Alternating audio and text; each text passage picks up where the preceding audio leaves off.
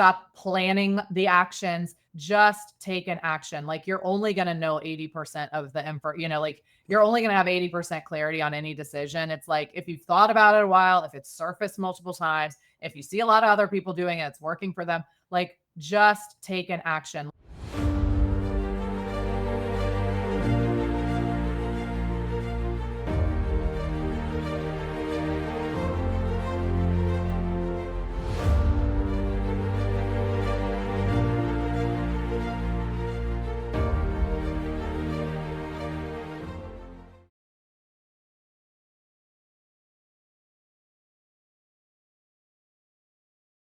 Hey, welcome back to the Real Estate Excellence Podcast. If you have been in the real estate industry for any amount of time, you've likely heard of Place, Real Broker, or a high-level mastermind shaping the future of our profession. But behind the logos and the coaching calls, there are a few operators who actually live what they teach. They don't just talk of systems and leverage, they build them, refine them, and win with them. Today's guest isn't from Northeast Florida, but she's coming in for the RE Bar Camp, One Coast in January, to bring national insight straight to our local agents. And you're going to see exactly why. She's built one of the Central Virginia's most recognized real estate brands. She's spoken on stages across the country. She's led agents, built systems, and scaled teams that deliver. And now she's joined Real, powered by Place, because she understands that you don't grow by accident, you grow with intention. Let's welcome Sasha Tripp of Storyhouse Real Estate to the show. Awesome. Thank you so much for having me. I'm so excited to get to know everybody a little bit before I actually get there. Yes, I appreciate that. And some of your other facilitators at the RE Bar Camp I've had on before as well, and have a couple of the new ones going to have on here before January. So I appreciate you coming on and bringing some different insight coming from Virginia. I wanted to ask you, because I got confused a little bit with Real and Place, and of course, Storyhouse. I love it. Oh my gosh, we could have a whole podcast. Differentiator there. Yeah, I mean, okay. So I'll give you my whole life story. I used to be an independent company about a little over a year ago. I ran an independent. So it was just Storyhouse Real Estate. And I thought I was always brokerage. Little boutique. Yeah, we had like, at that time, maybe 7, 8 agents. And I thought I was always going to be independent, but I started going to all of these different webinars, seminars, conferences. I was just like getting inundated with the technology advancements that were coming in the real estate world and all the stuff with AI. And I am a big, big entrepreneur. So I get entrepreneurial coaching from Dan Sullivan with Strategic Coach. So big picture, like not real estate focused, top down coaching. And I started to see like, I don't think I want to be solo in this giant sea anymore. Like there were so many benefits in the period of time that I was doing it, but it was starting to become outweighed by feeling like, okay, if I'm going to run a really lucrative, successful business in Central Virginia, I can't also be on like the cutting edge of AI and technology and all the massive changes that are happening to our industry right now. So I decided at that time, okay, I want to start looking at one of the bigger franchises. The attraction to me for Real was they did have what was called private label, which means I could still brand myself as Storyhouse Real Estate. Not that I didn't want to affiliate with Real, but the amount of money that you save and not having to rebrand, remarket, redo your signs, redo all of that. It's not available in every single state, but it should be within about a year. So I can still be Storyhouse Real Estate. I slowly add Real logo and branding to everything. I'm fully affiliated with Real. I get all the benefits, all the back end, really nice, just like a really amazing platform. But I did not have to like sink in massive amounts of money to change my branding. And I don't lose my brand that I worked so hard to build. So that was the reason I went with Real. That has been an incredible journey. It's only been a little over a year. That has massively helped my business. Just the economies of scale of not having to do all of those things on my own, like I was doing at an independent. I ended up saving money, even though I thought I was saving money by having like no commission due. So anyways, Long story short, that's why I joined Real. And then Place is a platform that powers high producing teams. So it's not a brokerage. It's brokerage, non-denominational. So any team in the nation that has a profit margin that would qualify can partner with Place. And it essentially, the best way I can describe Place is it layered like corporate USA and all the back end onboarding, HR, payroll, accounting, finances, technology. It laid all of that out beneath me being able to run my mom and pop shop, like run my team the way I want to and run my company the way I want to. So my consumer thinks, oh, it's still Storyhouse Real Estate that I always knew and loved. But on the back end, my agent and my own internal staff has all the power of like a corporate partnership. It's like we were, like the assembly line ability of a McDonald's with like, this is how it's done. It's easily recurable. It all exists. And now I layer that in, but I still get to have like mom and pop shop feel. So it's been a great fit for me. It's a layering of a lot of partnerships, but something I learned about a year ago is that I am going much further in partnership with a lot of people than I was trying to kind of do it solo and save money and save complication. So the partnerships have just been a big, I love that you asked that questions because it's so confusing and maybe I can use this because I could probably save myself like hours of phone calls with people about it. But yeah, it's really confusing, but it's just like the layering of things that set me up for success. And it's been an incredible couple Well, of the interesting thing is I use ChatGPT for everything. So every show's uploaded. It knows me very well. Yep. It's got so many transcripts have been uploaded. So when I have a new guest, I take their bios and I Right. upload it all. I just throw it all in there and I say, okay, I need an intro. And that's what it, so based on your bios, it's pulled it out and translated it in to present it in the way that I just said it. And I actually should have briefed it a little bit more so I had better understanding, but I knew I was going to ask that question, some clarification there. Is Yeah. Place real estate? All real estate teams. Yeah. So there are probably at this point, maybe let's call it 450 teams across the nation. All It's a different lot of top. brokerages, all Yeah, it different. doesn't matter. Yeah, you see a lot of people at Real, Keller Williams, Remax, EXP, a lot of representations from the growth brokerages that end up. It's a great model if you have satellite offices, if you're helping agents in other cities, other states. It's just a really nice model. But I was getting to the point, and we'll maybe talk about this later. I was getting to the point as a team leader where it was like I'd been 5 years in, like we've been doing great things. And like every year I'm learning more, I'm getting more experience. I'm becoming a better leader. I'm understanding the industry more, but I still felt like for the last 5 years, I've had the exact same business. It's like we were making marginal growth, but I was used to like 20% increases year after year and like really nice organic growth powered on by some, some pushed campaigns.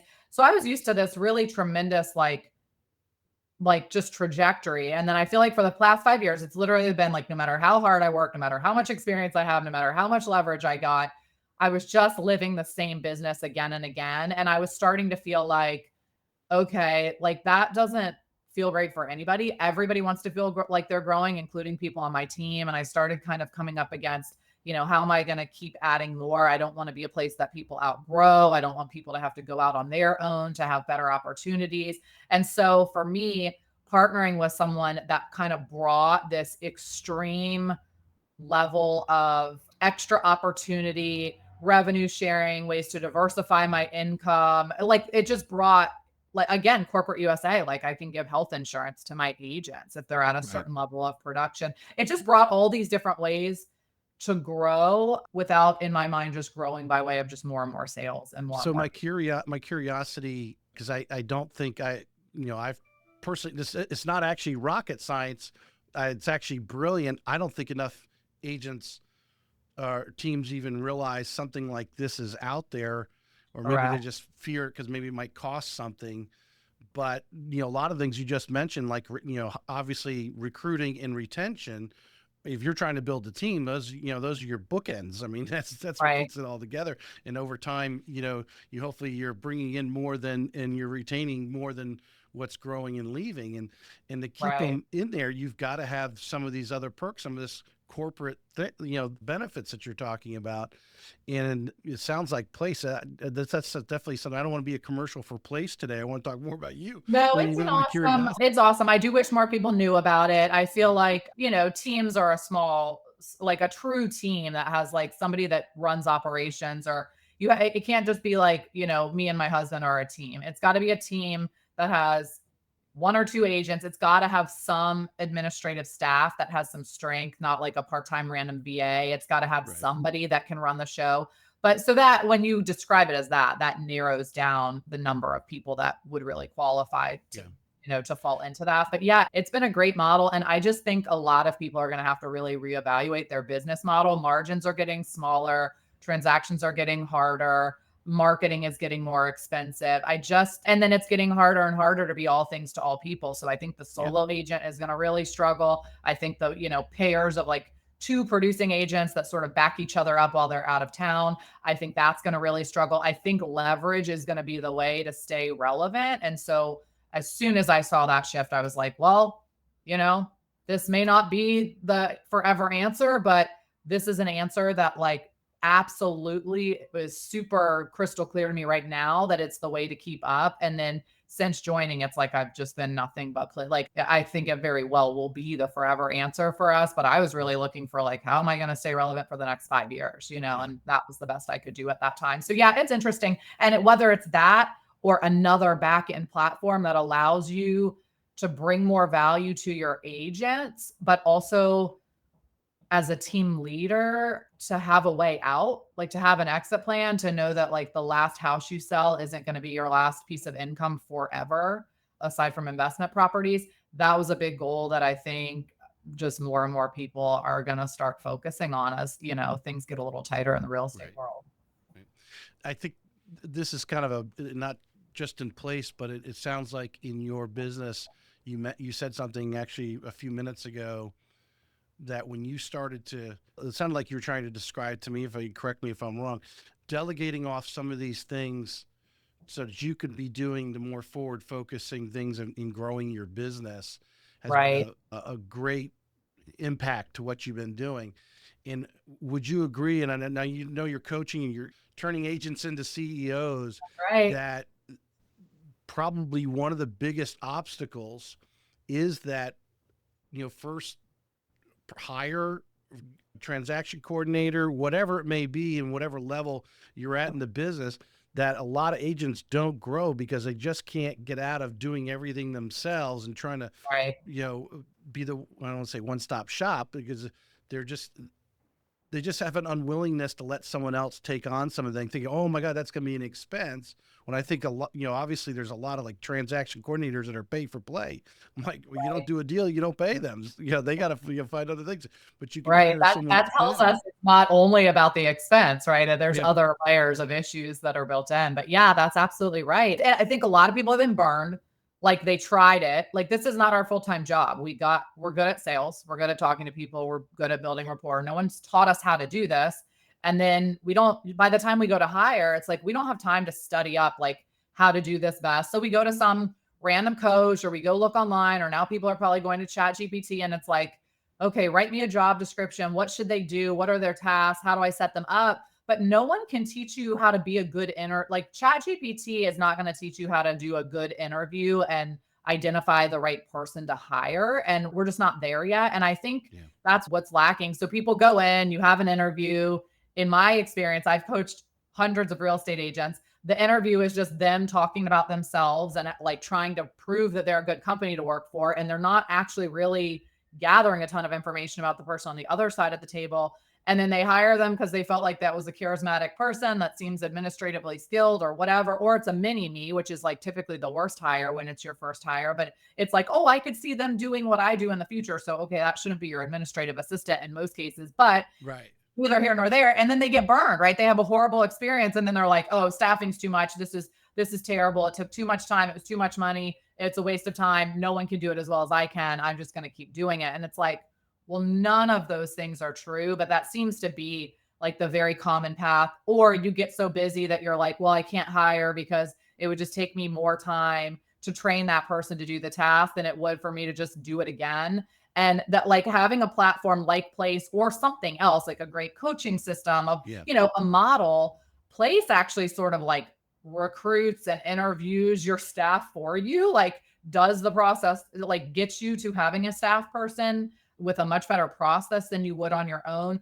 But it's like having some true systems around how to make that first hire so that they're not adding a whole lot of extra work to you. Like they can shadow you, they can follow you, you can screen record while you're already doing a task that you were going to be doing anyway. Like Yeah. if you have templates, if you have onboarding protocol, it doesn't have to be a time suck. And it also doesn't have to be a horrible experience where it's like, oh, I'm probably going to have to hire 3 people before I find the right one. That's not true. That's just real estate true because no one's trained us to do it. And there's not like a real clear path for it. So yeah, I spend a lot of my time kind of talking about that, trying to get people moved that direction. To make that leap, a leap of faith. I've had several ladies actually that have broken off. One ran operations for a very large brokerage here and started her own company that provides those services. She does all the Yeah. hiring and firing and provides those services. I wish more agents, because I try to talk about them all the time, because I really feel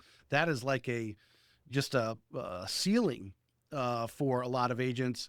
They get to a Right. certain level of production and then they're doing it all themselves, and then they can't grow. And then, it comes burnout, and then they start fading, where obviously the others who are willing to say, hey, all right, I need a transaction coordinator. Everyone has an opinion on who should be hired first, an Oh, right. assistant or whatever, that kind of thing. Right. But to realize that there actually are people that are better than you at it, because that's all they do. And I Right. think you made a great point why everyone should take those psych tests on what they like to do. I mean, all the DISC testing, the The disc personality test, yeah, testing, the how do you work, the types of working genius. There are so many yeah, solutions that I'm just like, wow, like we're not dumb. Like real estate agents aren't dumb. It's like we just have a completely different skill set and we do this so rarely. It's mhm, like there's no real playbook for it until there is, right? And then right, yeah, there's companies that do it. There's companies that layer it on. There's recruiting folks that'll do it for you. But I always think like I came from a very brief time in the HR world and like, turnover, when you really look at the cost of turnover, you can spend 50 to 150% of a person's salary just in the cost of turnover. And so it's like, no wonder we're scared of it. It's like you do that once and you get burned once, and then you're like, oh, this is not the path.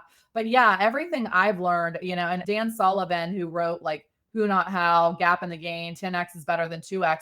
He is my entrepreneurial coach. And everything I learned from him is like, you're just one who away from your next leveling up. But so many people just get burnt early on and they're like, I'm not leaders. I don't want to hire. I don't want to employ people. I don't want to have to manage them. And that can be a true ceiling forever on their yeah. entire career and their life.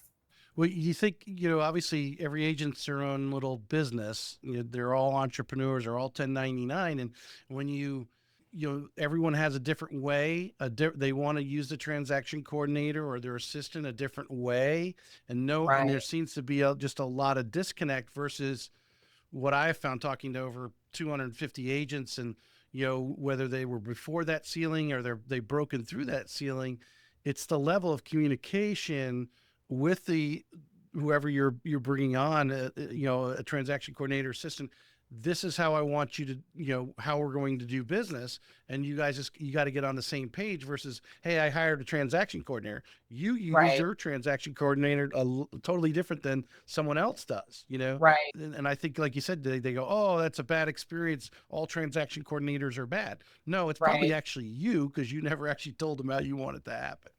Right. Yeah. Yeah, and it's tough because again, like we are typically highest and best skilled at sales or some, hopefully, if you're getting to the point where Right. you need staff, that means you're probably pretty good at that, which like that skill set is often very opposite the skill set that's going to be a person that's good at being thorough, having like, SOPs, having, really thorough, detailed checklists for people to tell them how to do their job. But I always remind myself, I used to be a terrible employer. Like I hired my first assistant, I think I hired like 9 people before I placed my first assistant. And there were some people like I had this girl, she was so nice. She could not clearly like speak a full sentence. And I'm like, how did I miss that at the interview? Like she was nice, she was good at Mhm. technology, she really worked hard, but like her like just her language, her way of verbally communicating with people like could never have represented me.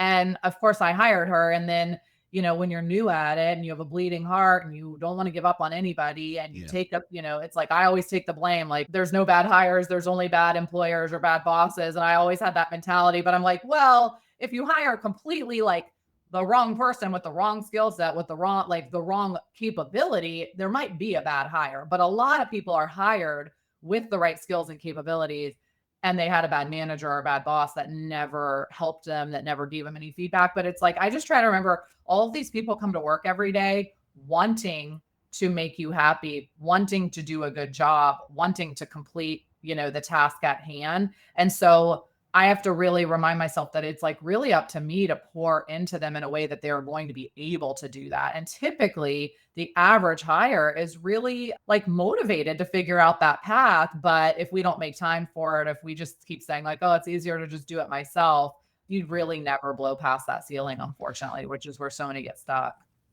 All right, let's change pace a little bit. Let's just get a little background for the audience of, you were in staffing, if I recall correctly from your LinkedIn, right? So you Yeah, mentioned for like a HR type second. stuff. Yeah. Tell us what led you into real estate, and kind of give us a little background. Was family in it? What attracted you over? And tell us a little about your start.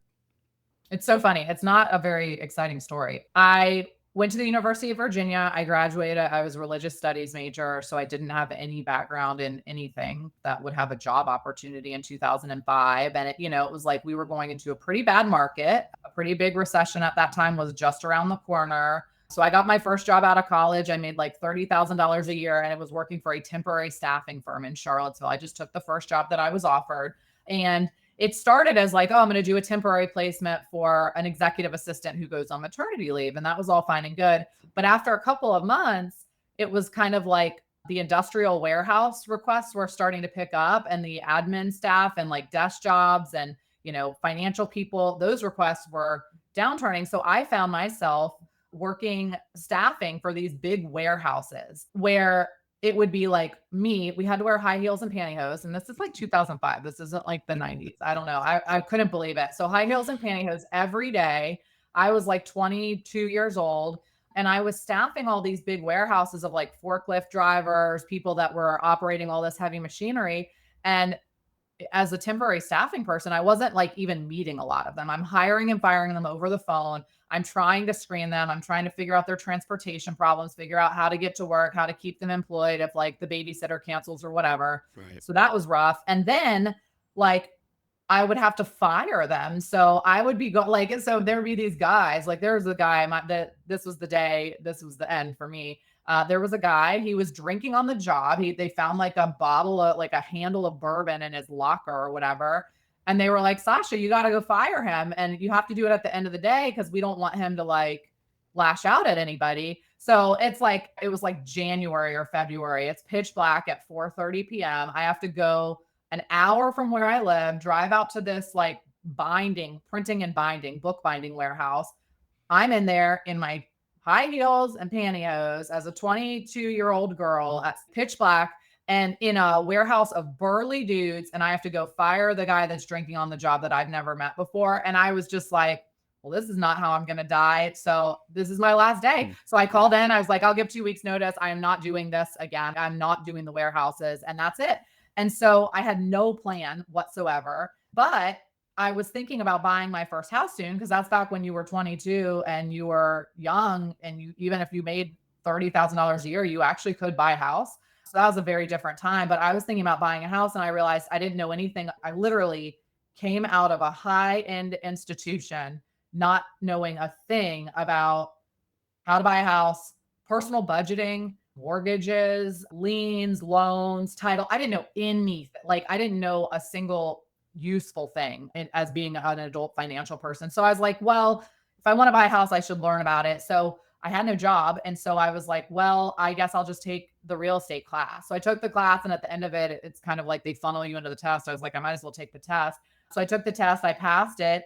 And then I was like, well, I might as well get my license because I don't have a job. And again, this is back in a different time. So when you you had become no intentions jobless of being a real estate agent? No. Oh, no, I had no You idea. But just this wanted is to learn about it. amazing. Oh my. My fiance at the time, his aunt ran a real estate company in Charlottesville, which somehow, like, until I didn't even know that.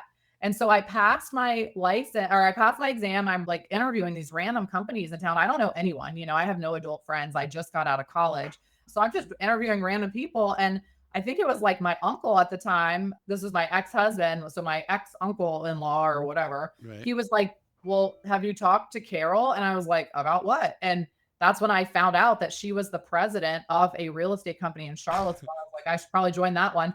So I So joined that one, your and they were ex-husband incredible. didn't even I mean, connect you. literally nothing. Like there was no foresight. So I don't feel like this is really motivational for anybody, but I will say like I had no background skill. I had a great mentor, and I had a company that I came into where they were just ethical, by the book, taught you how to write a contract, and they were not going to let you go out there and like do stupid things. And so I got this really great background in real estate, and the market was horrible. It was 06, 07, 08. So it was slowing down. So there were no houses to be sold. But I ended up in that time, I was like, I'm going to get my ABR, my CRS, my GRI. I'm going to do all the training. I'm going to take every class because I have nothing else to do. And then by the time the market opened up a teeny bit, and then I went to every networking event in town. You would think that I was on every board of directors. I went to everything in town, and people, I think, just started to associate, like they saw me, they knew real estate. I'm at everything. And one day the market kind of opened up, and I was pretty well educated. So I could talk a big game, even though I had never sold a house. And I think people just thought I was good, and they started So calling me. you're like 23, 24, 25. Yeah. That's when I started. I had probably started making a little money when I was about 25 years, 23 and 24. I think my first year in real estate, I made like negative $18,000 because I had expenses, and who knows what I was doing. And then my second year, I made like $5,000. And then the third year is when I feel like that's the year I realized that real estate is not about houses and design and architecture, and that it's just about people. And when I finally realized that, which one would think would come sooner than that, then things kind of really took off. And then it started, then it got fun really Well, fast. you So, needed some at bats. Obviously, that time was very thin, so you didn't have enough at bats probably right, consistently to right. really start to put things together. But that is so interesting because I can only imagine, and I truly believe this is true. That experience that you had there helps you tremendously when you're trying to onboard a fairly new agent, or maybe an agent's been doing it a while but just hasn't had a lot of success. Right. You're beginning, because you mentioned the word mentor. Tell us a little bit about your ideology, your mindset when you are coaching some newer people, whether they're just brand green new or just some agents maybe been in the business 2 or 3 years but just hasn't had any real success yet. Yeah. So, I mean, yeah, having had like 3 years of no or negative income, I do think makes it a lot more relatable. So I'm very realistic with people about what it looks like, because granted, we have way better systems now. I joined a brokerage. It was a great brokerage, but it was a lot of tenured agents. Like they had nice businesses. It wasn't like I didn't join a team. I didn't join a plan. I was still creating my business from scratch. Right. Now we've created this incredible system. It's very plug and play. Like you go do these activities, and it's something that like I could tell most other young agents, like you go do these activities with a commitment and like really do them, and you are going to make money in 6 months. But I can also give them that conversation of like, you're definitely, well, not definitely. It's very likely that you're not going to make money for the first couple of months, because just the logistics of the amount of time it takes to meet a person who wants to buy a house and then get that house to closing, even if they ratify the next day, Right. it's a couple of months. So it's like I can be very realistic, but I can also say like you need to be mentally prepared. And I can talk to them about what that looks like. And having gone through the trenches, like it's not for everyone. There are a lot of people that are great salespeople. They're lovely people. They're great marketers. They're really good at books and accounting and administrative, but like they will simply fail in this business because they don't have the mindset. Like they don't have the wherewithal to get through the hard part. And I think the more we can candidly share that with people, the better. So yeah, being really realistic about expectations, I think is really big. Having some sort of a plug and play system so they don't just sit at their desk every day and stare at a computer and like scroll through their phone trying to figure out what they're supposed to do with it. That is super helpful. But also making sure, like, do they have some mental resilience? Like, are they already flustered by just coming to an interview with you? Are they already flustered when you ask them, to role play like a very simple scenario on the spot? Because if they're already flustered by that, I'm not going to say it's going to be impossible to succeed. It's just going to be a longer learn. It's going to take more Right. time and more effort, and it's going to have some more, resistance and friction around it. How important do you think it is for, I'm going to go back to the mentor state, word you used earlier, because I'm a strong believer. I think the choice of brokerage can Yes. make or break a brand new agent. Some people work through it because they can just survive anywhere. Some people, it's not a big Right. deal, but I think a good majority, why 80% of the agents don't actually renew their license, is Yep. because they stepped into the wrong atmosphere. They're looking at a broker or whatever. They just don't know. They don't know what they don't know. And they're not getting some of the things that you just mentioned. Hey, I'm going to make sure that this person is going to stay busy for 60 or 90 days. I'm going to give them a 60, 90-day window that they're going to be doing something every day, because the day you don't have something for them to do, you could lose them. Right. For sure. Well, it's interesting. I was on my whole life, I had not really recruited to our brokerage because we were just a little team. It was like we were just Navy SEALs. We would only bring someone in as an assistant to another producing agent. When that agent got too busy, we didn't bring anyone new, anyone green. And now that we've joined Place, and it's like we have all the onboarding, we have all the systems, we have the CRM, we have video recording of every single thing, so that I'm not teaching the friction with bringing a new person on and getting them into production is massively reduced.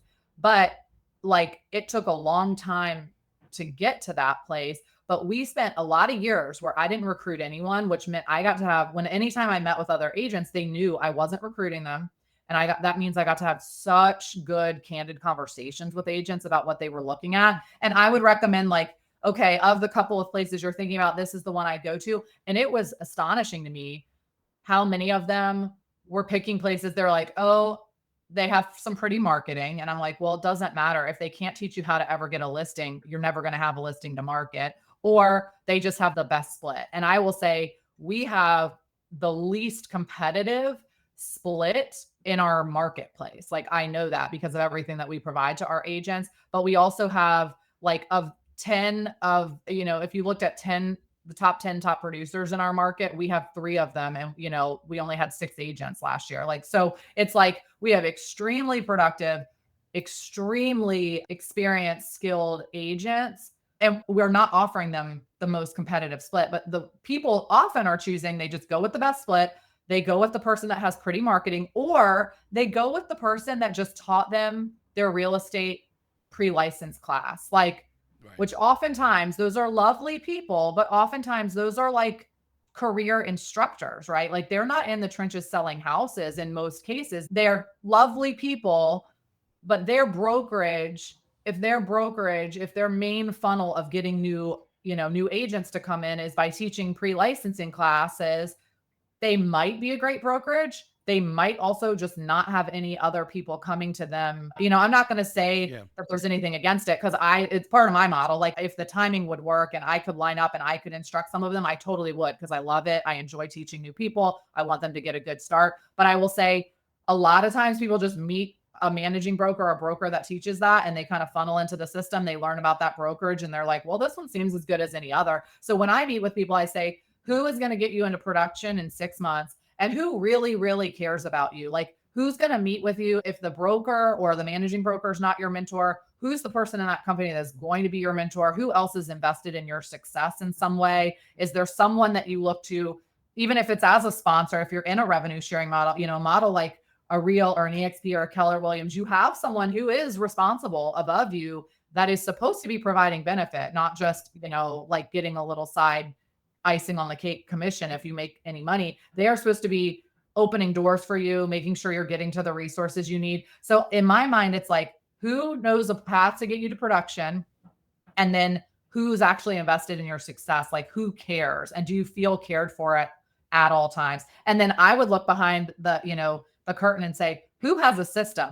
Who can pull up their technology on a computer screen in front of me and show me, if I got a new friend that wants to buy a house, where would they go in your technology? What would happen next?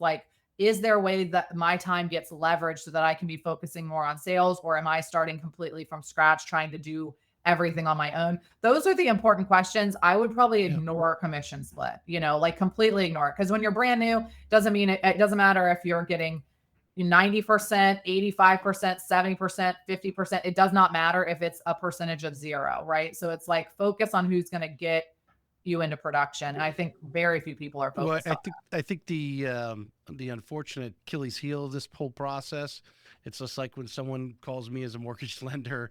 I mean, the only question they really know to ask me that. is, "What's your rate?" What's the Right? rate? What's your Yep. And when they start shopping, so it goes back. I've said this numerous times over 300 episodes of my podcast. I always remember I grew up in a small township on Cape Cod, Massachusetts, and my dad was starting he told me this story that when he was starting his business, he actually the town had a panel of other entrepreneurs, that business people who were successful in the town, and you could talk to them and they would, give you advice. I truly believe it has to be done locally, but the local board should have some top agents. They could be brokers, whatever. They're not there to sell themselves, but they're there to give some advice. Of course, I'd love them to listen to my podcast because there's great people like you spilling out great information like this. And to really let them understand, Right. like, how are you going to get your first check? Who is going to walk you through and guide you to get that first client, to get to that first closing? Because that's the most important thing right now. You graduate, you start learning, how can I get a customer? Because you got to feed yourself. And if you don't have Right. something in 30, 60, 90 days, a lot of agents, I'm sure, are out at that point. Yep. For And sure. ask the questions of who is going to help me do that. Is it Sasha's group? Is it Johnny's group over here? Who's going to help do that? And unfortunately, those questions are not being asked, in For my sure. opinion. Yeah, Yep. from that standpoint. I pulled these up here. I call them little rapid fire questions as a throw Ooh, at you fun. here. What's one thing you stopped doing in your business that instantly made it better? Stopped doing in my business that instantly made it better. The top thing, I mean, I don't respond to most of my emails. Those are delegated out and I mean, I don't ignore them, but like they're 95% written for me.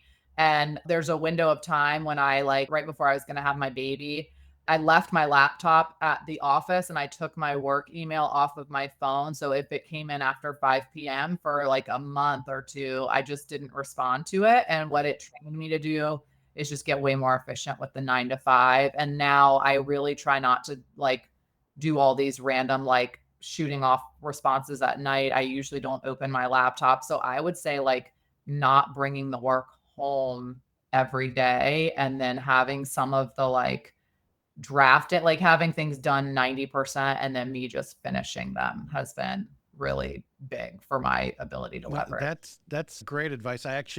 You made me recall an agent I had on a while ago. It's probably been 2 years ago, but she was talking about how when she did send her emails in the evening, she put a timer on it, not for it to be sent until the morning, so that she For didn't get a sure. response. And Well, yeah, because it's like as soon as you send, I mean, I send stuff internally to my staff because I think like it's kind of like they know I'm just gonna fire random stuff off, but they have no expectation to respond in the night. But right, when it's like your client, that first time you send them something at 11:30 at night, then it sort of communicates to them, hey, she's 11:30 at night kind of person. So like yeah, I'm gonna send her my stuff at 11:30 at night. So it's like you open the door to so much difficulty in your business that we could easily get rid of if we just had some boundaries, I think. yeah, yeah. I can't trying to think of that new AI software Oh yeah, there's so many. Fixer AI is the one. Fixer AI. Yeah, Yeah, that's the one that like it does a pretty decent job. There's so many of them now, but yeah, I'm sure my assistant uses one too. But yeah, yeah. it's so much better than what I would write at 11 o'clock at night, also, sadly. This next question really, I don't know how your market is versus Northeast Florida here, but I think this is something I know agents are dealing with right now here.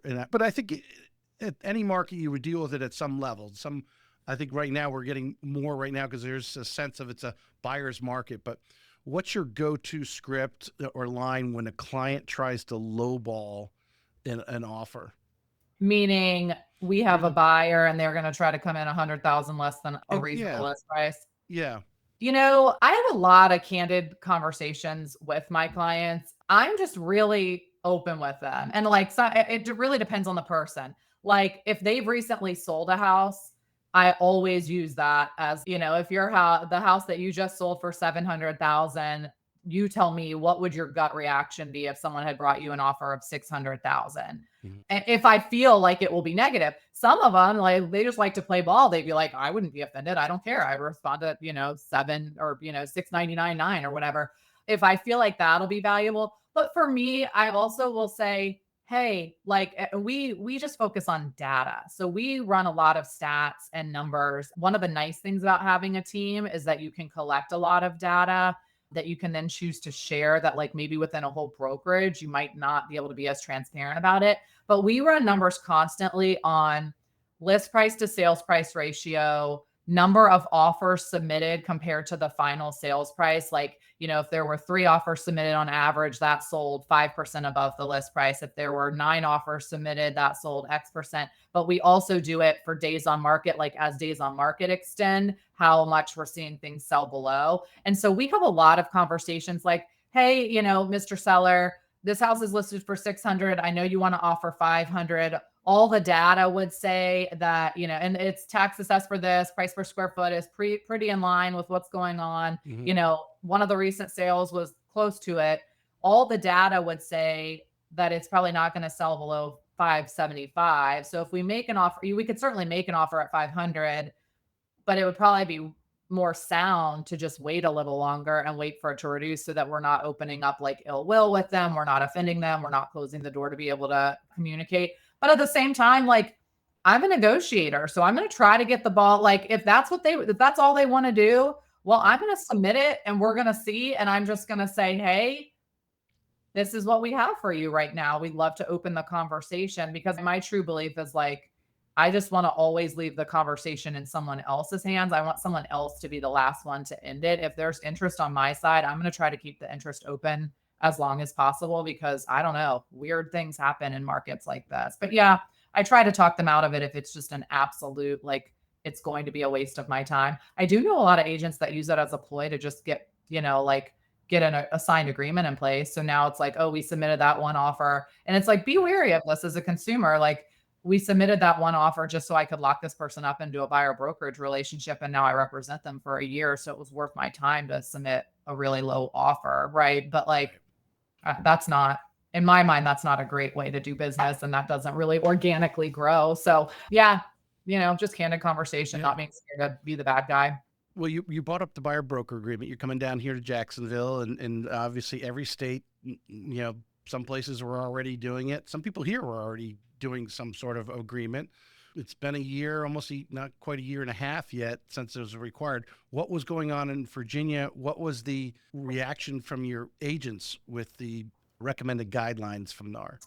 So we were always pretty by the book. So it was required in Virginia, but people were reading the definition of the timing of its requirement differently. But we were always getting buyer brokerage. Like, there would be sometimes when we'd meet one person and show them one property, and we were using that as like the warm up opportunity. And if we wanted to continue working with them, we were having them sign at that point. But other than that, we were signing buyer broker agreements, aside from maybe with new construction. So when this happened for us, we were really ahead. We knew it was coming about a year in advance. We were creating video around it. We were creating our marketing booklet to sort of speak to it directly and what it meant. So our company was really ready for it. The rest of the market, I think, was feeling a little paralyzed briefly. But what we have found is that it actually just adds even more protection for us, because now we at least have a leg to stand on when they find a for sale by owner. So it has probably, which, the consumer doesn't want to hear this,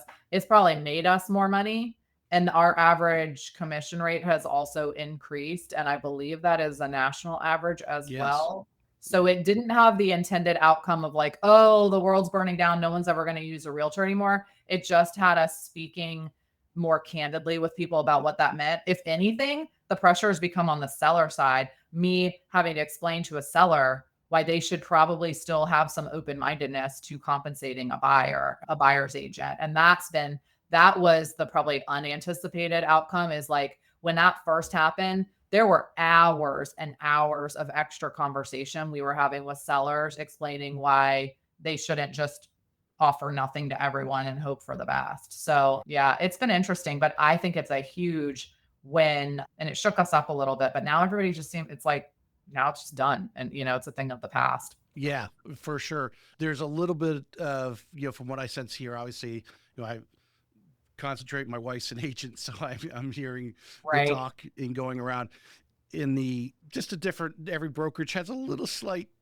tweak to how, don't post, if they ask you Right. how much is available from the seller, tell them just to make the offer. I think some of these agents who are on the selling side who lowball their ask for the commission, and then when the Right. buyer comes in and says, hey, here's the deal and I Right. want 3%, then they're like scrambling. That's the kind of where it gets a little tense, because I think we got a weak listing agent, having a good conversation with their seller and explaining what they should have in there.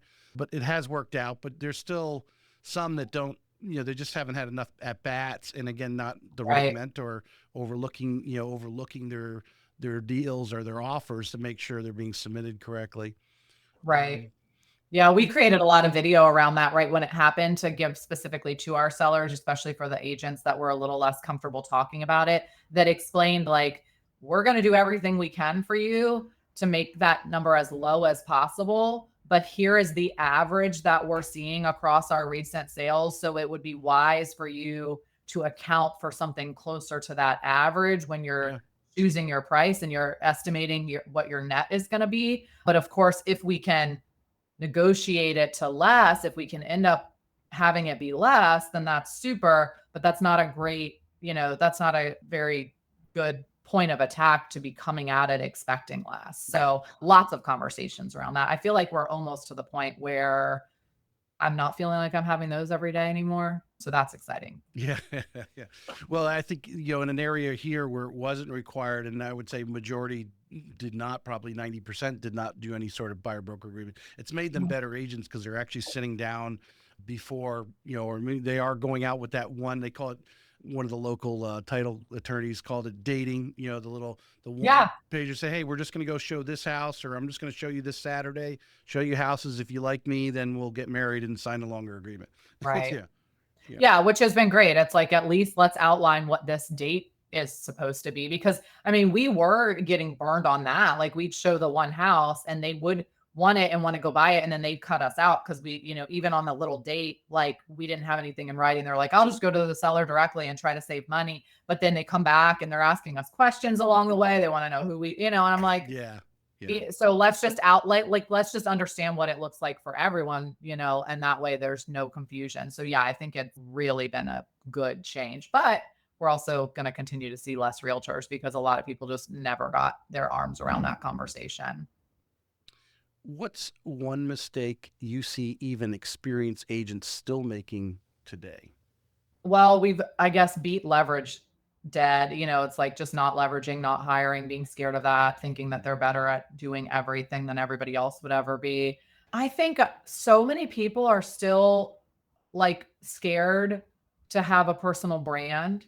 Like, they're not tying their personal brand together with their business brand, or they're like, oh, I have separate profiles. Like, I want to be a separate entity. I don't want to mix it up. And like, all of their real estate content is just about houses, right? And I think we're going into the new era of like, we used it was a task economy. It was like, who can get the most done, the most efficiently, get as much done as possible, and like, you're getting paid for task completion. I think the new economy is more just like an authenticity economy, because so much is going to get stripped away. Like, tasks can get done, things can, emails can be written, advice can be given. So like, we're going into this new economy of like, people want to trust someone, they want to know who that person is, and they don't want the entire transaction to be automated out. And if we want to continue to have relevance and remain like central to the real estate transaction, I think it's all going to be about like, who are you? Who is the person? Who is the brand that they are hiring?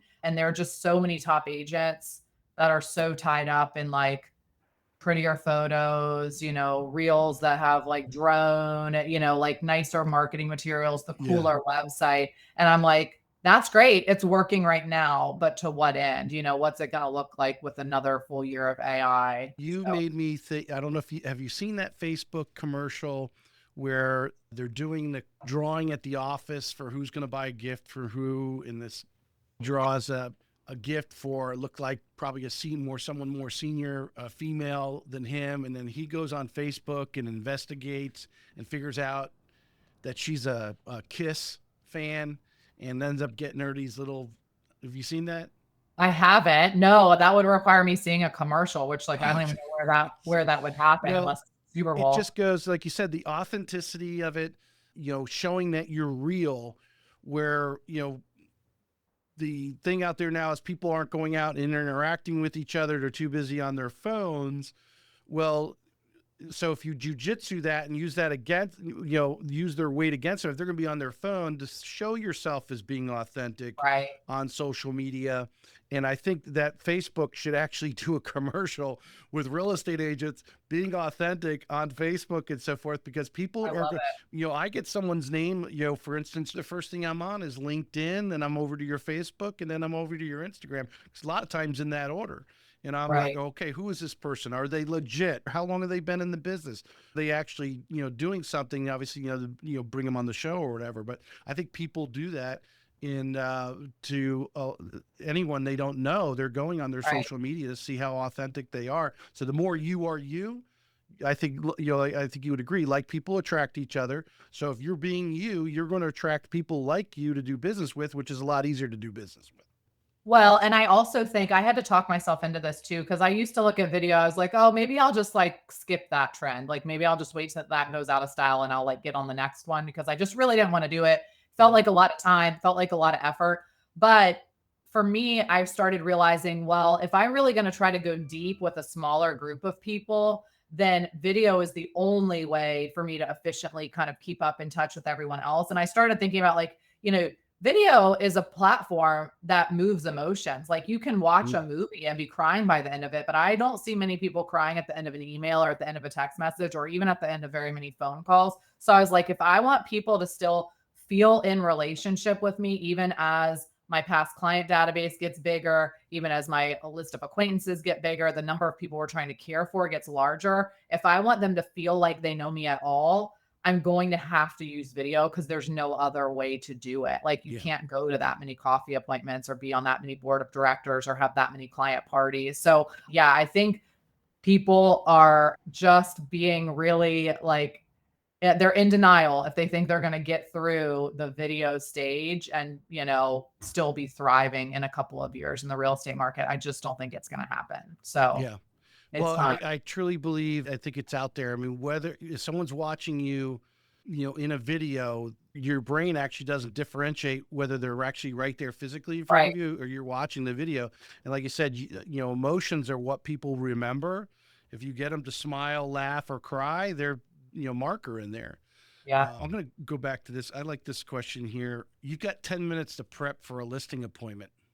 What do you absolutely do not skip? Well, I think I prep less than that for most listing appointments. All I do is look at comparable sales. I typically do plus or minus 500 square feet, plus or minus a bed, plus or minus a bath. Start in the elementary school district. If that doesn't work, bump out to the high school district. That is literally all I do at this point personally to prep for, and then pull up the old MLS sheet. And then everything else is prepared for me. So it's, you're going to need that somewhere. I want to know what Right. the tax assessment is, what the Zestimate is. I want to know what they bought it for. I want to look some stuff up online, but I do not do that. The only thing that I think is important when you walk in the house is to know the comparables. I think a good salesperson can wing their way through every other piece of it. So that's it. Well, so when you go into that appointment, obviously you've done enough time, so you have a great amount of confidence in how you're going to control it or influence it. Right. What are some things that you're trying to you have probably a similar goal with almost everyone you go into. I need to get this information. I don't know this about them yet. You've got all the information on the house. Obviously maybe you haven't walked it yet, but you walked the inside. What are the things you need to know from the seller? Yeah, I mean, this got really honed in during COVID because I was listing a bunch of houses without having ever been in them, which I Mm-hmm. always thought was impossible, but I was doing a lot of Zoom walkthroughs, and then I ended up having a listing partner, and she was the one going to houses and I was not going to them, but I was still able to list and sell them very successfully. So yeah, all that meeting is about, it's not really about the house. It's just building rapport. Like, what are they worried about? What has their past experience with this been? What steps do they need the most hand holding through? What's their level of involvement they're looking for? Like, do they want us to be full service? Like, we're never even going to see them again and we're scheduling the movers and we're, getting the estimates lined up for handymen? Or is it a super emotional family estate sale where everything has to be very slow, very methodical? They want to have 5 people involved and we're just sort of the, conveyors of information. And how are they going to make their hiring decision? That's all I want to know. It's like, Yeah.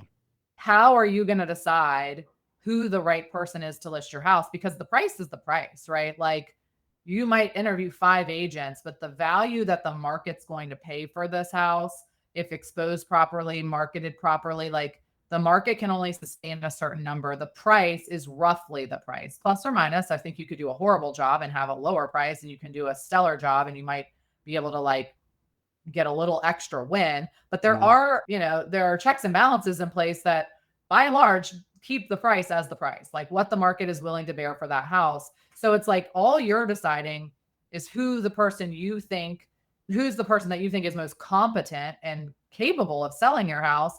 And so all I want to know during that appointment is, how will you make that decision? Is it tenure? Is it marketing? Is it the hand holding? Is it a team approach?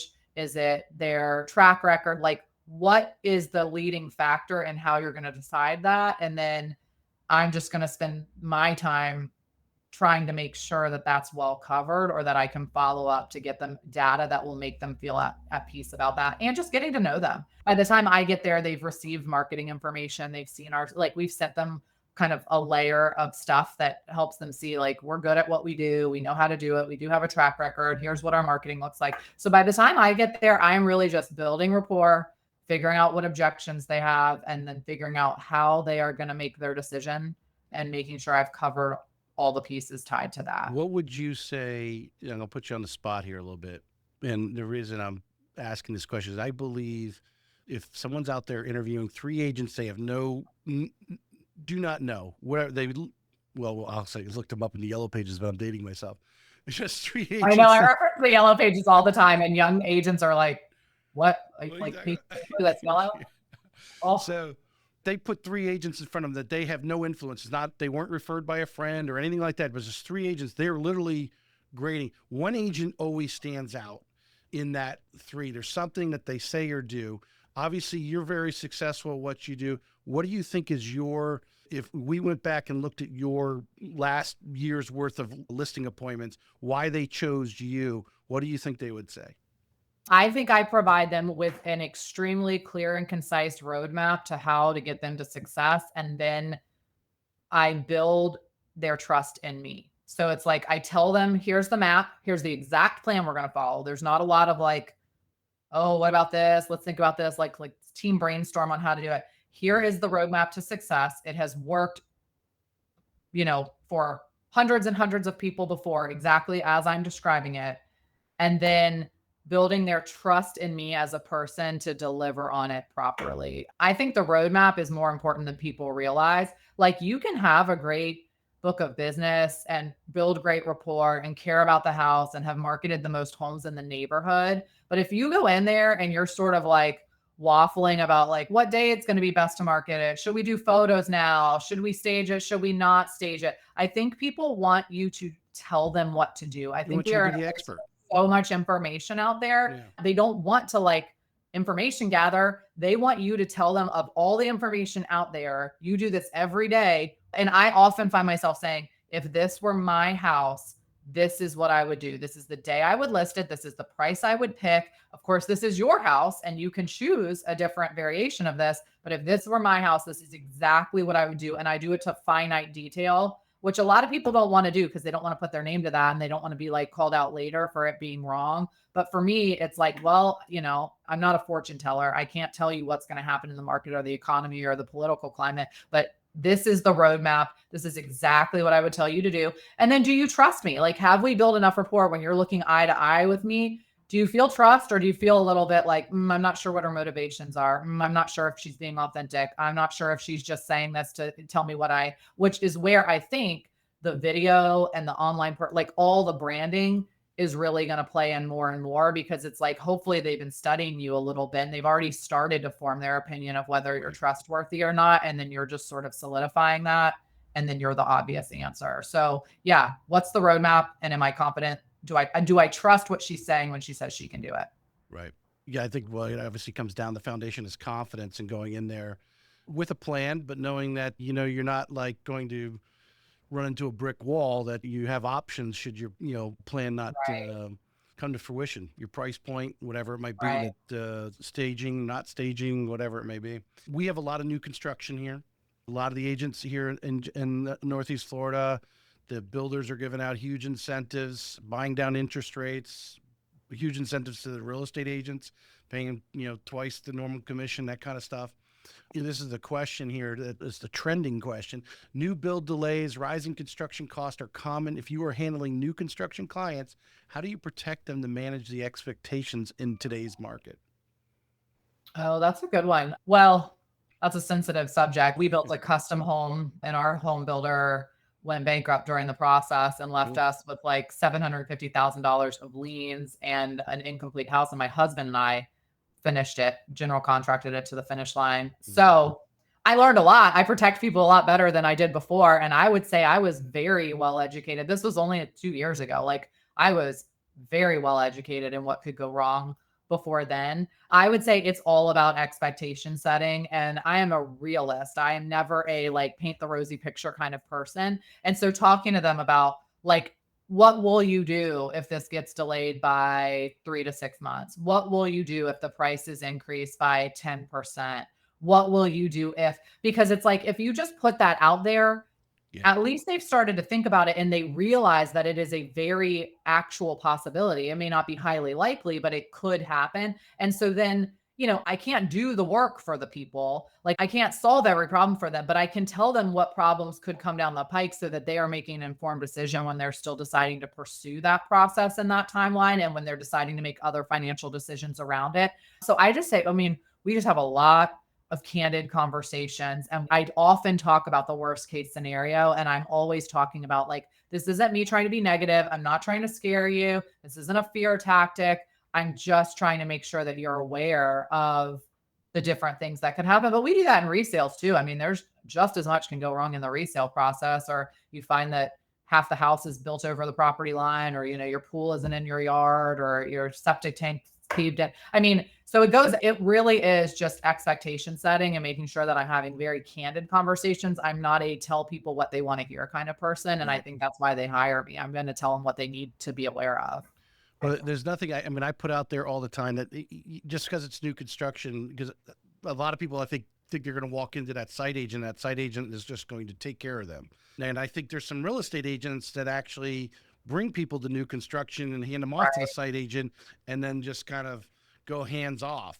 Yeah. When, especially in these track builders, you have got to be involved. And I mean, I'm a big supporter. You need to hire a home inspector that's going to go at the different stages that they should go Oh, for to sure. these track builders, because I mean, you really, there's some, if you talk to these inspectors, there's some real horror stories that they come across. I'm always amazed that like you need more diligence in new construction. I'm amazed at how many people don't use a realtor because it's like, oh, that's just the process. We kind of understood that's how it worked. Mhm. But like, there's so much more diligence that you have to have, like, the contract and the changes, the all the alterations to the home, all the things that are included versus not included, all the upgrades, all the finishes. Like, the paperwork is 10 times as much with new construction. Yeah. Like, that is not the time to be cutting your representation. But a lot of people are just like, oh, I just thought that was the process. And then once you've walked in the door, a lot of times you've lost the opportunity to bring representation later.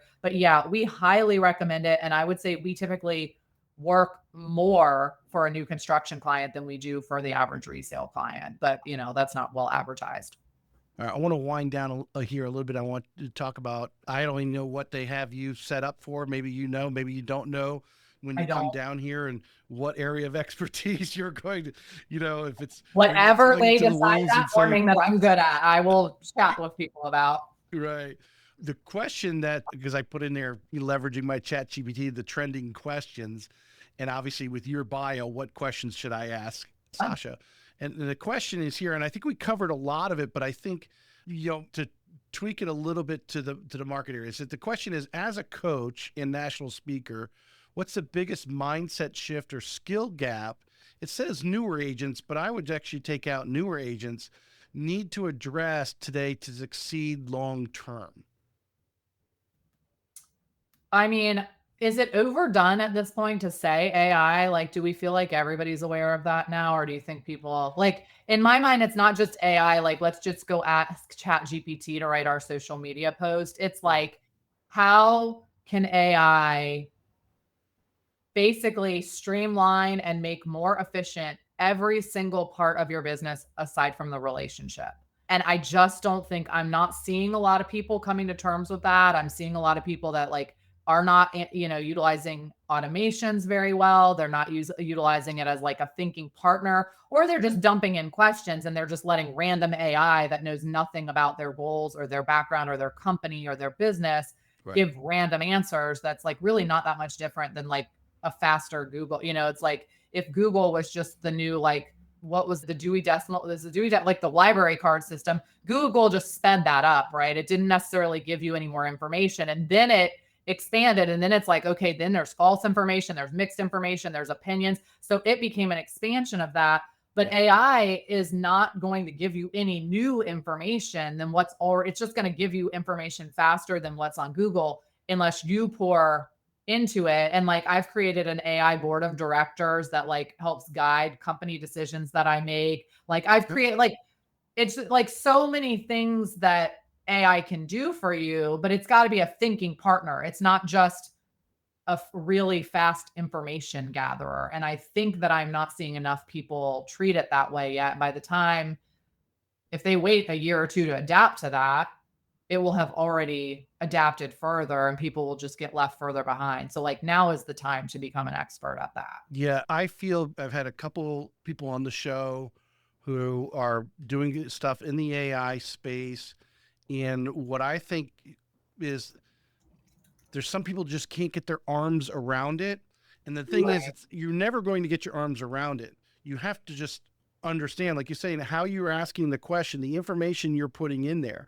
If you're just saying, how do you do this? Boom. It's, hey, my setup here and what's going to work what. And hey, I'm looking to buy this and I'm going in there and I'm giving it all the information. Or I'll tell you what, if you've Right. got a problem with your car right now, go in there and put it in AI. Say, hey, I've got a 2000 whatever car, blah, blah, blah, blah. This is the problems I'm having. You'd be amazed what it tells you because Right. it's gathering this information throughout the internet on that everyone has put in there about that situation. And Right.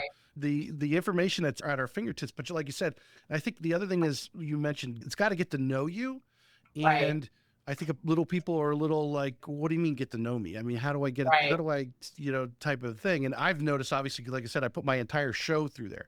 So it knows me Right. It's very got to well like and my goals. And interview I talk to it about what I want to do, let alone the guest and so forth. And it amazes me sometimes because it'll pop up and talk about a guest I had a while back and go, yeah, this is just like so-and-so. I'm like, right. wow. And you're like, oh yeah, my brain should have pieced that together, but I forgot. Like I'm Yeah. busy, I'm tired. But it's also like if you save 30 minutes doing that preparation every time you do it and you can pour that back into sales or income generation or something else, it's like you're just gonna crush the people that aren't saving that time, and then it's just gonna continue to compound. So yeah, I think that's probably the biggest change that I think people think they're adapting, but they're not really. They're just logging into Chat GPT a little more often. But as you know, that's not, Mhm. the real picture. I've had a guest on. It's actually been a year. I really need to have her back on. But Marky Lemons is Yes. one. She's doing a lot in the AI space, but also Carrie Sauvé. She is EXP's expert. She actually spoke over in Barcelona a few months ago. Actually, I think it was August or September. She's actually out of Canada, but she has really gone deep and creating the little GPTs for everything in the realtor space. And I think when I had a young gentleman, he's creating a AI property search that you can put right on your real estate website. So instead of doing they could do the antiquated way, or they could start doing natural language and start typing. And I was trying to explain this to a broker, and she's like, "Oh, we were just at our national conference and I heard about AI." I'm like, "No, you didn't. You Right. heard someone blah, blah, blah from 30,000 feet. But actually, Right. how are you going to implement it into your business, and what things that you need to stuff?" Because I think, unfortunately, we're actually obviously like it's like a fire hose. We're getting it's jammed down our throat, and then what are you actually going to break out there? But you're kind of, have they told you anything? What a subject Well, matter no, or with anything you want to these leave art with? camps, it's usually you show up and you sort of tell people what you like talking about, but then the community Mhm. typically creates the content of like what the speakers are, like it's based on community vote. It's like we Yeah, all go in yeah. I mean, and sort of they've ask been what going we there want for to years. talk. Yeah. Yeah. So I have no idea. I typically teach about leadership, team building, entrepreneurship, profit, running your business more like CEO focused stuff. I can talk about marketing. I typically don't want to talk about like writing better contracts. I can talk about negotiating, but I don't love, I mean, that's not what brings me joy. I like to help people build a bigger business and a bigger future. And then I feel like there are other speakers that are better equipped to talk about, like the very niche pieces of that. Blocking and tackling stuff. You want to get out. Yeah. Yeah, you want to. Yeah, no, I agree. I'm gonna definitely have my wife come over and chat with you. Yes, I would love to see you guys there. I feel like we're not too far away from it, so I'm looking forward to it. Yeah, for sure. I think because one of the topics I talk a lot with the agents is, like I said earlier, they reach that ceiling, and in this area, it's anywhere from $6 to $9 million in Okay. volume is where Yep. they start hitting that. And I've really only have spoken to maybe a couple of people. There's just one person that comes to mind that I've had on, Russell Nicholson. He runs the Keller Williams in downtown St. Augustine, the old city, and where he really focuses on coaching those agents through that ceiling. And Right. it is that step that you're talking about, becoming the CEO and now running it like, well, you should always be running it like a business, but you're only going to grow to a certain point until you really start being the CEO and start delegating and leveraging. Yeah, it's definitely, I mean, we have a couple agents on our team that consistently do 20 to 25 million a year. And and one of them, they've been in business less than 10 years. And it's like that takes a lot of people a really long time to figure that out. And even when they do figure that out, they're miserable. Like all they do is work. They have no coverage. They have no nights and weekends. They have no life balance. So yeah, it's a ceiling of complexity, and it's like reinventing a whole new business when you hit that. Like what works to get you there doesn't work to get you past there. And I just think a lot of people think, oh, I'll just make these little tiny tweaks and just do the same thing a little bit better. And that's typically not the answer at that point. So yeah, just kind of getting their mind around that. Like, oh, we got to do this all over again, right? Like create a business again, Mhm. and that's the life of the entrepreneur. That's what we signed up for. Well, I'm sure this is one of the topics. I mean, because it's obviously one of the greatest concerns is, doing what we're talking about doing, and be in there. And I always, I always pop in, just to lean against the wall and hear what's going on, to grab good information and good questions for the next show, because what's the concerns of the agents out there. To me, I think their biggest thing is like that first step. Okay, I'm going to start working out. Okay, at 5 a.m., are Right. you going to get out of bed and do it or not? Yeah. And it's that first step of either finding someone who's doing it and duplicate what they're doing until you can do it Right. on, you know what I mean? And it's that And even yeah. not that far, it's like just take action. Mhm. Stop thinking about taking the action. Stop iterating, like stop planning the actions. Stop, like just take an action. Like you're only going to know 80% of the info, like you're only going to have 80% clarity on any decision. It's like if you've thought about it a while, if it's surfaced multiple times, if you see a lot of other people doing it, it's working for them, like just take an action. And by the time, if you're just overthinking it, by the time you've taken an action, you could be totally wrong. It could be the wrong action, but you'll figure that out and you'll iterate faster than some people will ever have taken an action. And it's just like, you don't have to have the roadmap, but that is the biggest, Yeah. like differentiator to success is like, stop learning, stop information gathering. At some point in time, you just have to go do the thing. And I think if more people just went and did something, and even if it was the wrong thing, it would get them on the path to the right thing a lot faster. So, Well, yeah, I totally agree with you. And I think if they thought back, like, how did I get to where I'm at? They did exactly that. They took that's some right. sort of action and somehow Oftentimes it's a leap of found faith. or whatever. Yeah, it's like, I mean, I'd rather just take an action than before, you don't want to wait till your back's against the wall and you get pushed out the door. You have to go because you have no other choice. Like, just take an action. And if you're wrong, okay. Like, that's what the best entrepreneurial decisions are made on, is the experience and the learning you get from the things that you did wrong, right? Like, Right. you're not going to be able to avoid it. So yeah, that's kind of my advice to people, is like, you're hearing other people that have done the same thing as you before. You've seen a couple of those things, follow one of those plans and just go take an action and see what happens. Tweak it along the way. I don't want to take up much more of your time. I look forward to meeting you face to face next month. Yeah, thank you so much for doing this. This is a great idea for a lender to do. It is such valuable information. And from a lender, it comes as a little more like unbiased, like you're not leading realtors towards like certain information. I think it's awesome. And I'm sure it's also just such a great like treasure trove of really cool things that people can study and learn from. I mean, the amount of people I've met, and it's become a passion, actually. I truly enjoyed doing it. And like I said, the amazing people, because as top agent like yourself, I'm sure you get calls all the time. You don't take coffee appointments, but I can get some of the best. I love to jump on Zoom though. It's so much easier. I don't even have to be where I can wear sweatpants. I'm like, if I could do that, this is like the life of my dreams. Yeah. I thought about doing more. I've had Krista Mashore on. I don't know if you know Krista.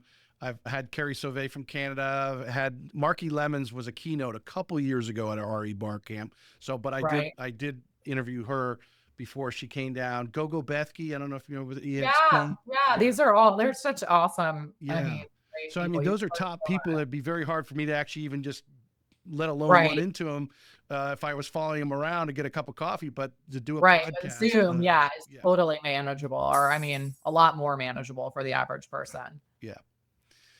Sasha, I appreciate it.